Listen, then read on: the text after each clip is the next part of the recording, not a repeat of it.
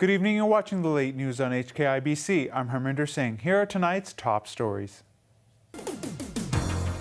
Disqualified lawmaker Lau Siu Lai looks to contest seat she lost 2 years ago, but may be challenged by two other hopefuls. Leung Kok Hung and Tam Tak Chi lose conviction appeal, but have sentences reduced. And Chinese embassy in Britain wants apology from event organizer that saw CCTV journalist allegedly assault volunteer. Ousted Democratic lawmaker Lau Siu Lai has officially thrown her hat into the ring in the Legislative Council by-election, but she will have to beat Beijing-backed candidate Rebecca Chan. The race was made more complicated after a second Democratic candidate, veteran Frederick Fung, entered the fray without receiving support from allies. Raymond Yeung reports.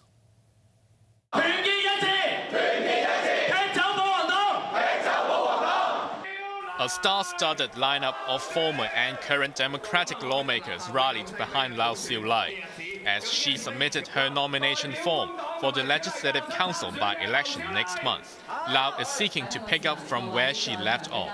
She wants to run in the same Kowloon West constituency she had won 2 years ago. But her nomination must first be endorsed by the Electoral Affairs Commission, which could bar a candidate based on past behavior and allegiance. Lau had previously advocated self-determination. She admitted that could be used as grounds to stop her from running.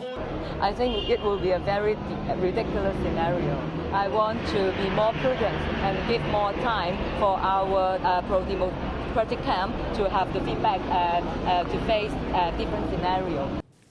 The Polytechnic University social sciences lecturer was among 6 disqualified Democratic lawmakers in 2016. They were tossed out of LegCo for improper oath-taking.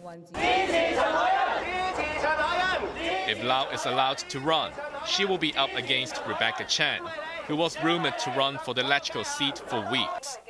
Chan is relatively unknown, but is backed by her old boss, former Health Minister Ko Wing-man. Ko came out to a rally in Kowloon City this morning in support of his former political assistant. Up to now, I think in Hong Kong is full of negative atmosphere. I wish to use my past experience to change this situation. I will mainly focus on the education, medical, and the housing issue. Despite also receiving backing from another pro-establishment figure, DAB lawmaker Vincent Chang, Chan stressed she shouldn't be regarded as a pro-Beijing candidate. She hoped to raise $1.1 million through crowdfunding to bankroll her campaign. But if you thought this was just a two-horse race, think again.